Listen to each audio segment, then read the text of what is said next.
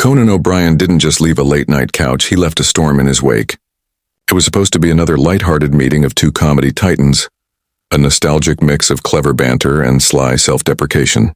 Instead, audiences witnessed something few could have predicted. A clash of egos so sharp it ended with Conan walking off Stephen Colbert's stage mid-show. The cameras kept rolling, the audience gasped, and a moment meant for late-night laughter twisted into one of the most shocking late-night meltdowns in years. From the second Conan appeared, there was a tension simmering beneath the surface. His entrance was greeted with the usual applause, but his smile looked more forced than fluid. Colbert, ever the tactician, opened with his trademark friendly ribbing, tossing a few quips about Conan's towering height and his long career. But instead of the smooth rhythm of give and take, Conan's replies landed jagged, sharp, and undeniably personal. "At least I'm still making people laugh," he said at one point, a remark that drew some uneasy chuckles from the audience. The air in the studio tightened like a rubber band stretched to its limit. It wasn't the first time Conan had bristled on another host's couch, but this moment felt different. Colbert pushed back, his smile narrowing. "I'm glad you're here, Conan. I know it's tough being on someone else's show when you don't have one anymore."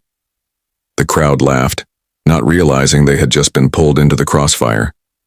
Conan's jaw tightened, and for a split second he looked like he might let it slide. Instead, he leaned forward, locked eyes with Colbert, and replied, "At least when I had one, I didn't have to beg for political guests to make it watchable." The laughter evaporated. Gasps rippled through the audience, and Colbert's face flushed with something between anger and disbelief.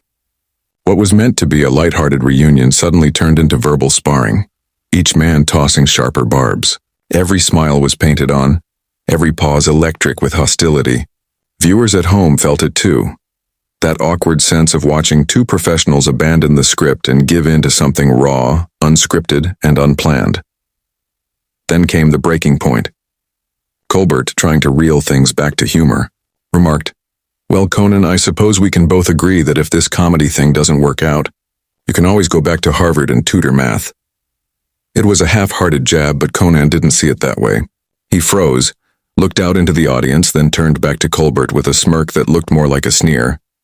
"You know, Stephen," he said, his voice low and deliberate, "you've always been more of a preacher than a comedian. Maybe that's why your show feels more like homework than entertainment." The audience didn't laugh. Instead, a hush fell so heavy you could hear the creak of Conan's chair as he pushed himself up. He didn't say goodbye. He didn't even glance back.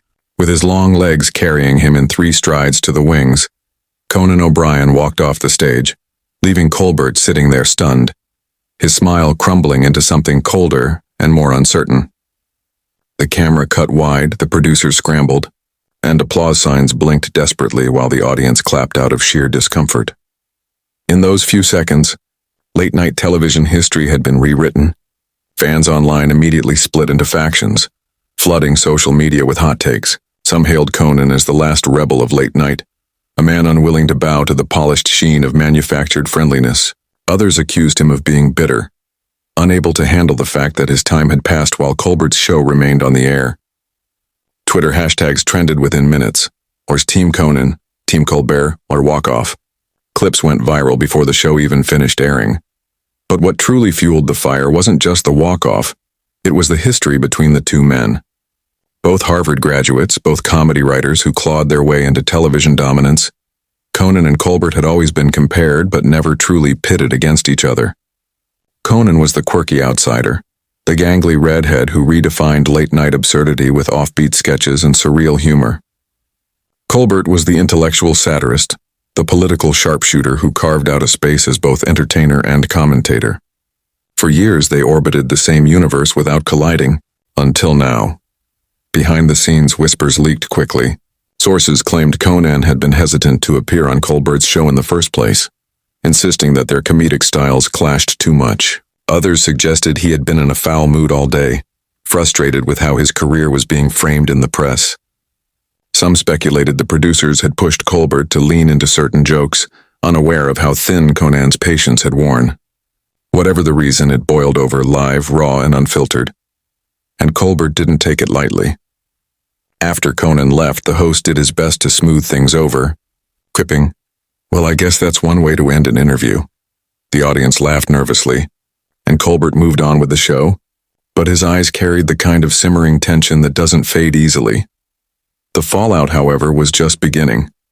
Entertainment outlets exploded with coverage, framing it as everything from a publicity stunt to a genuine feud. Late-night rivals weighed in subtly. Jimmy Kimmel joked about offering Conan a safe space, while Jimmy Fallon avoided the topic entirely. Fans dissected every word, every facial expression, replaying the exchange frame by frame like sports analysts studying game footage. For Conan, the walk-off might have been cathartic, but it also sparked uncomfortable questions about his legacy. Was he the fearless truth-teller who refused to play along with Hollywood politeness? Or was he the bitter veteran unable to accept that late night had moved on without him? For Colbert, the challenge was different. How to maintain his polished image while dealing with the blowback of a confrontation he didn't quite control. Yet, in an odd way, both men got exactly what late night so rarely delivers anymore: authenticity. No scripted bits, no pre-approved banter, no manufactured laughter. Just two sharp minds colliding in real time, their frustration and pride spilling into the spotlight. It was messy, it was uncomfortable, and it was unforgettable. By the next morning, millions had already seen the clip. Fans debated whether Conan would ever be invited back, or whether he would even want to. Colbert's team remained silent, issuing only a vague statement about spirited conversation. Conan, true to form, responded with a sly tweet. "Guess I made an early Irish exit." My bad. It was vintage Conan, deflecting with humor, leaving people guessing about how much of it was serious and how much was theater. But those who saw it live knew the truth. There was no script, no wink to the audience, no staged drama. What they saw was a genuine rupture in the polished world of late-night TV. Conan O'Brien walked off Stephen Colbert's show, and in doing so, reminded everyone why he has always been both admired and unpredictable. He doesn't stay where he doesn't feel welcome, and he doesn't play nice when the laughs stop feeling real. And that, perhaps, is the legacy of the walk-off. Not just a clash between two comedians, but a rare glimpse of honesty in a world built on performance. Conan may have left Colbert's stage, but he left a mark on late-night television that will be replayed, debated, and remembered long after the laughter faded. The walk-off wasn't the end of the story. It was only the beginning of a ripple effect that tore through late-night television like a shockwave. By sunrise the next day, talk radio hosts were dissecting every moment of the exchange. Bloggers froze screenshots of Conan's clenched jaw, zooming in on Colbert's smirk and debating whether it was a deliberate provocation or just a joke gone horribly wrong. The footage replayed endlessly, not just on news outlets but across TikTok, Instagram Reels, and Twitter threads where fans spliced the heated back and forth into bite-sized clips. Each edit added new layers of speculation, and soon the narrative had grown larger than the event itself. Conan's walk-off became a symbol. For some, it was the raw rebellion of an entertainer tired of playing along with the fake smiles and rehearsed conversations of late-night culture. To others, it was the tragic image of a once great comedian unable to let go of the spotlight. The polarization made it viral. Everyone had an opinion, and every opinion felt like it mattered because this wasn't a polished comedy sketch, it was real, unpredictable television. Meanwhile, Colbert's camp scrambled behind the scenes. His staff, seasoned in political spin, worked overtime to control the narrative. Insiders whispered that Colbert wanted to cut the segment before it aired, but the network overruled him. The producers argued that controversy meant ratings, and ratings were the currency of survival. They were right. When the episode finally aired, the numbers spiked to their highest in months. Millions tuned in not to laugh at a monologue or enjoy a celebrity anecdote, but to witness the tension unfold live. The walk-off wasn't a failure. It was a phenomenon. Still, Colbert himself seemed rattled. In his monologue the next evening, he offered a half-hearted attempt at damage control, joking that Conan had to leave early to catch a very tall Uber. The crowd laughed, but the delivery felt thin. For a host whose brand thrived on clever deflections, this time the wound looked too fresh. He could spin politics with a grin, but sparring with a peer had left him exposed. Viewers could sense it. The unease, the lingering embarrassment, the weight of a moment that couldn't be undone. Conan, on the other hand, handled it the only way he knew how, with mischief.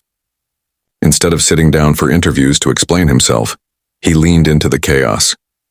On his podcast, he opened with a long silence, then muttered, "Still not sure if I should have stayed or asked for valet parking." The remark sent his fans into hysterics. He posted a photo of his shoes on Twitter with the caption, "These walked faster than the show." By refusing to take it seriously, Conan fanned the flames while keeping the upper hand. Colbert had to manage a crisis. Conan got to ride the wave. But underneath the jokes, there was a deeper tension at play. Late-night television had always been about camaraderie. Rival hosts might trade barbs in public, but behind the scenes they upheld a kind of unspoken fraternity. To walk off another host's stage was to shatter that code. Industry insiders whispered that other shows might think twice before inviting Conan again. Producers valued unpredictability only when it was controlled. What Conan had done wasn't controlled, it was defiance. For younger comedians watching from the sidelines, the moment became something like a cultural marker. Was Conan reckless, or was he simply cutting through the artificial politeness that suffocated comedy? Podcast lit up with debates. "That's what happens when you put two Harvard guys in a room and ask them to play nice," one comic quipped. Another countered, "No, that's what happens when one guy refuses to kiss the ring." It wasn't just late-night gossip anymore. It had turned into a conversation about the authenticity of comedy itself.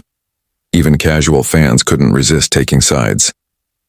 Social media erupted with memes. A photoshopped Conan striding away from a burning building labeled Colbert's show. Another of Colbert holding a leash with no one on the other end. But not all of it was lighthearted. Some fans called Conan bitter, accusing him of sabotaging a fellow comedian's platform. Others argued that Colbert crossed a line by belittling Conan's career. Each new take only fueled the momentum. The walk-off didn't fade in a week. It lingered, evolving into think pieces, interviews, and endless online arguments. Entertainment journalists dredged up old interviews where Conan hinted at his frustrations with the industry. They pulled clips of Colbert making digs at other guests, wondering if this had been a long time coming. Historians of late-night TV drew comparisons to David Letterman's notorious feuds, or Johnny Carson's falling out with Joan Rivers. The narrative grew richer, heavier, and harder to ignore. And then came the twist, rumors of a rematch. Reports began to surface that network executives, recognizing the explosion of attention, were floating the idea of bringing Conan back for a part 2, a reconciliation episode, a sit-down, where the two men could hash it out in front of the cameras. It was the oldest trick in television, turn controversy into content. But the very idea split audiences again. Some wanted it desperately, craving closure or another round of fireworks. Others argued it would ruin the authenticity of what had happened. If Conan returned, would it feel real, or would it feel like a sellout? In the middle of all this noise, Conan stayed strangely calm. He didn't issue statements, didn't rant, didn't explain. He let the world argue while he moved on with his projects, his podcast, his writing. In a way, that silence became louder than Colbert's attempts at humor. It made the walk-off feel intentional, even strategic, as though Conan had known exactly what he was doing. Whether that was true or not didn't matter. Perception had already crowned him the rogue who broke late-night spell. Colbert, however, couldn't quite escape the shadow. Every guest who sat on his couch afterward inevitably brought up the moment, even if jokingly. "Don't worry, I won't storm off," one actor said, drawing nervous laughter from the audience. The incident clung to him, an invisible weight he couldn't shrug off. For a host who built his career on control of tone, of timing, of narrative, Conan's departure had stripped him of that armor in front of millions. By the time the frenzy began to cool, the damage was already done. Late-night television had been reminded of something it desperately tried to forget, that live conversation is unpredictable, and that real emotion, anger, pride, resentment, can't always be contained in a joke. Audiences, tired of rehearsed stories and canned laughter, devoured it because it felt alive. The very chaos that producers feared had become the most compelling moment of the year. Months later, people still talked about it, not just as a feud between two comedians, but as a turning point. Some saw it as the death rattle of old-school late night, where politeness trumped passion. Others saw it as the rebirth of honesty in a format that had grown stale. Either way, the image endured, Conan O'Brien, towering, red-haired, and unbothered, striding off stage while Colbert sat frozen in the spotlight. And perhaps that's why it mattered so much. In an industry built on illusion, one man's refusal to play along ripped through the curtain. It reminded audiences that behind the suits, the witty remarks, and the carefully timed applause, there are egos, rivalries, and very human flaws. For one unforgettable night, late night wasn't about comfort, it was about conflict. Conan didn't just walk off a show, he walked into television history. Conan O'Brien's walk-off didn't stop at late-night television. It bled into the wider entertainment industry, becoming one of those rare cultural moments that everyone, from casual viewers to industry veterans, couldn't stop dissecting. What had been a tense, awkward clash between two hosts on live TV had now spiraled into an ongoing saga, a litmus test for loyalty, authenticity, and the future of comedy itself. For weeks, the story refused to die down. Magazines ran cover features. Has Conan gone too far? Versus Colbert's comedy under fire. Podcasts dedicated entire episodes to breaking down the exchange, replaying it in slow motion like sports analysts breaking down a controversial foul. On YouTube, compilations appeared with titles like Every Time Conan Snapped Back at a Late-Night Host or Colbert's Most Awkward Interviews. The walk-off had transformed from a single shocking moment into a sprawling narrative with endless angles. What made it stick wasn't just the drama, it was the personalities at its center. Conan, lanky, self-deprecating, and long positioned as the outsider genius of late night, had always carried an aura of unpredictability. Colbert, sharp, polished, and controlled, represented the new establishment, the man who had inherited Letterman's desk and fused comedy with political gravitas. Their collision felt less like a spat, and more like a symbolic battle. Chaos versus control, irreverence versus respectability. Behind the scenes, the networks were in turmoil. Executives loved the ratings but dreaded the precedent. If guests started walking off, if authenticity started overshadowing scripted banter, then the whole formula of late night could be upended. One insider leaked that Colbert's team considered banning Conan from future appearances, only for the network to veto the idea. He brings ratings, the executive reportedly said. And right now, that's all that matters. The network knew a feud was a goldmine and they weren't about to close it off. But Conan didn't play by their rules. Instead of capitalizing on the incident through appearances and interviews, he pulled back. He stuck to his podcast where he maintained a mischievous silence on the matter. He tweeted jokes but never explanations. Fans began to notice that silence and interpret it as strength. Colbert's explaining, Conan's joking. That tells you who won, one viral tweet read. Every time Colbert addressed the moment, however briefly, it reinforced the impression that Conan had gotten under his skin. And Colbert was rattled. His show carried on, but his monologues now carried subtle tension. He cracked jokes about keeping guests comfortable, about installing seatbelts on the couch, but his delivery betrayed him. Viewers sensed the unease. The walk-off had cracked his armor of unshakable confidence. And now every barb or awkward moment on his show was scrutinized through that lens. Was he too harsh? Was he insecure? For a host whose power rested on control, he suddenly felt less in command.